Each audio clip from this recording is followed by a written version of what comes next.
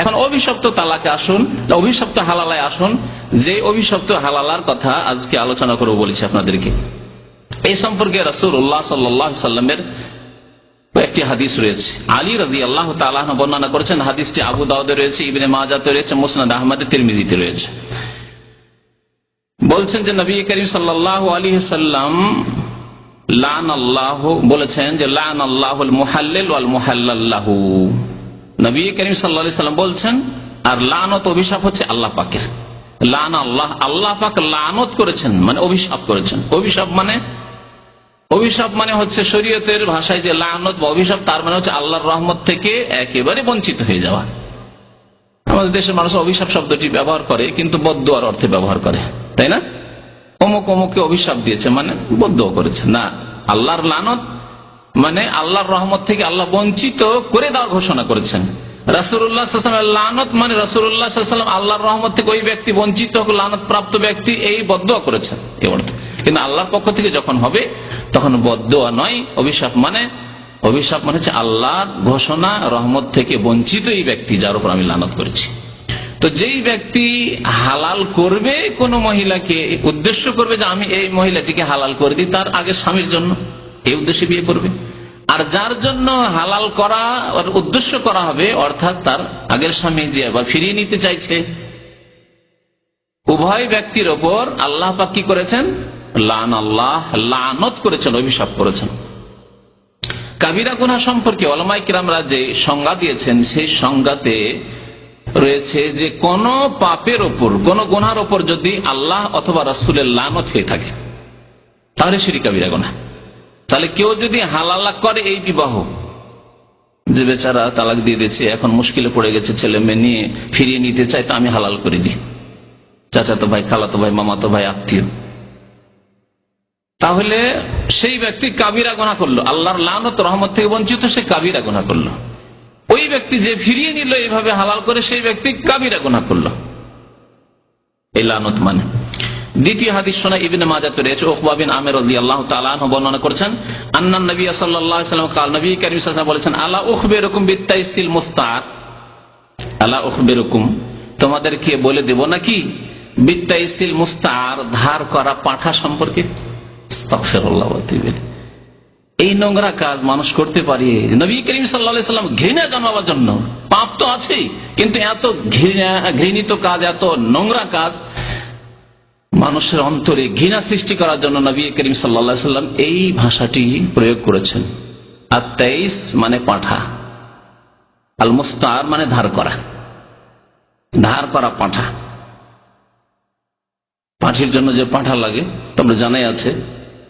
তো আমাদের দেশে তো অনেকে ব্যবসা করে, হিন্দুরা বা অনেক ফাসেক লোকেরা ব্যবসা করে, যে ব্যবসা জায়েজ নাই, পাঠার ব্যবসা, 5 টাকা 10 টাকা করে নেবো এক এক পাঠির উপর, জায়েজ নাই। আর অনেকে ধার নেই যে দাও তোমার পাঠাটা দাও। তো এই ব্যক্তি হচ্ছে ধার করা পাঠা, যে একজনের বিবি হারাম হয়ে গেছে 3 তালাকের পরে, এখন ওর জন্য হালাল করে দেবে, হচ্ছে আত-তাইস আল মুস্তার। একে আল্লাহ নবী সাল্লাল্লাহু আলাইহি ওয়াসাল্লাম পাঠা বলেছেন, পশু পাঠা, আর আবার ধার করা পাঠা। আর পাঠা যে কত ঘৃণিত তা তো বুঝতেই পারছেন, তার যে গন্ধ তা তো জানাই আছে। কালু বালা ইয়া রাসূলুল্লাহ, সাহাবারা বলে ইয়া রাসূলুল্লাহ, অবশ্যই বলে দেন যে ধার করা পাঠা কে। নবী করিম সাল্লাল্লাহু আলাইহি ওয়াসাল্লাম বললেন, হুয়াল মুহাল্লিল, সে হচ্ছে যে হালাল করার উদ্দেশ্য করে।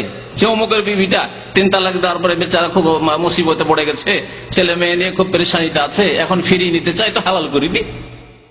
এ হচ্ছে আল মুহাল্লিল, যে হালালকারী, সে হচ্ছে ধার করা পাঠা। লানাল্লাহুল মুহাল্লিল ওয়াল মুহাল্লাল লাহু, হালালকারীর উপর আল্লাহর লানত রয়েছে, এবং যার জন্য হালাল করা হবে, উদ্দেশ্য করা হবে, তার উপরও লানত রয়েছে।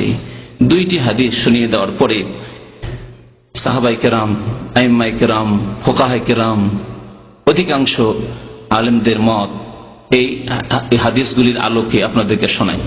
আল হাসান বসরি তাবেঈ, প্রখ্যাত তাবেঈ, ইব্রাহিম আন-নাখাই, ওয়া কাতাদা, ওয়া ইমাম মালিক, 4 ইমামের মধ্যে ইমাম মালিক রাহমাতুল্লাহ আলাইহি, ওয়া লাইস, ইমাম লাইস, ইমাম মালিকদের মতো ইমাম ছিলেন তিনি, ইমাম সৌরি, সুফিয়ান সৌরি, ইমাম আব্দুল্লাহ বিন মুবারক, ইমাম শাফিঈ, ইমাম আহমদ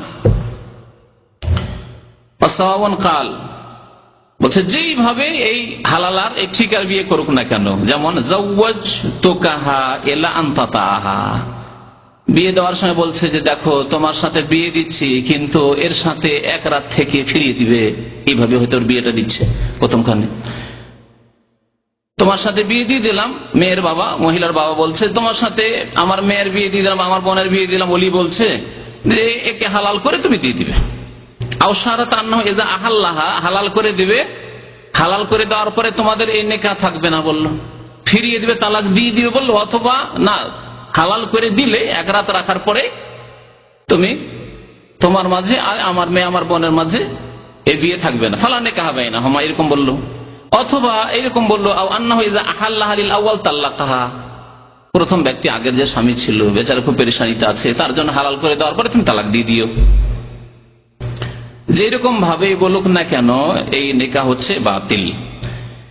দলিল উল্লেখ করেছেন তারপরে ওই হাদিসগুলি, যে হাদিসগুলো লান আল্লাহুল মুহাল্লিল ওয়াল মুহাল্লাল্লাহু, আবু দাউদ, ইবনে মাজাহ, তিরমিজি, সব কিতাবের হাদিস। এই হাদিসটি সম্পর্কে ইমাম তিরমিজি রাহমাতুল্লাহ আলাইহি কি বলছেন শুনেন, বলছেন হাদিসুন হাসানুন সহিহ, এই হাদিস হাসান সহিহ, হাদিস বিশুদ্ধ হাদিস এবং অত্যন্ত সুন্দর হাদিস। 3 নম্বরে আরেকটি হাদিস শুনেন, ইমাম আসরাম রাহমাতুল্লাহ আলাইহি কাবিসা বিন জাবের রাদিয়াল্লাহু তাআলা আনহু থেকে বর্ণনা করেছেন, ক্বালা সামি'তু উমারা, আমি ওমর ইবনে খাত্তাব রাদিয়াল্লাহু তাআলা আনহু আমিরুল মুমিনিন, দ্বিতীয় খলিফা, যিনি মুলহাম, যিনি যে কোনো মত পেশ করতেন দেখা যেত যে ওহীর অনুকূলে হইত, তিনি কি বলছেন শুনেন। ওয়ায়াখতুবুন নাস, একদিন খুতবায় উঠলেন ওমর ইবনে খাত্তাব রাদিয়াল্লাহু তাআলা আনহু, তার খেলাফত কালে খুতবা দিচ্ছেন মানুষকে, বক্তব্য করছেন না, বললেন ওয়ায়াকুল, হে মানব সকল শুনে রাখো, হে মুসলিমরা শুনে রাখো, ওয়াল্লাহি, আল্লাহর শপথ করে বলছি, লা উতিয়া বিমুহিল্লিন ওয়ালা মুহাল্লালিন লাহু ইল্লা রাজামতুহুমা, আমার কাছে যদি এমন কোন কেস আসে যাতে হালালাকারীকে ধরে নিয়ে আসা হয় যদি, আর যার জন্য হালাল করার উদ্দেশ্য করা হয়েছে ওই আগের স্বামী, ওকে যদি নিয়ে আসা হয়, ইল্লা রাজামতুহুমা, দুইজনকে পাথর মেরে রজম করে দেবো, সংসার করে দেবো। আমি ওমর ইবনে খাত্তাব আমিরুল মুমিনিন, দ্বিতীয় খলিফা রাশিদ বলছি রাদিয়াল্লাহু তাআলা আনহু।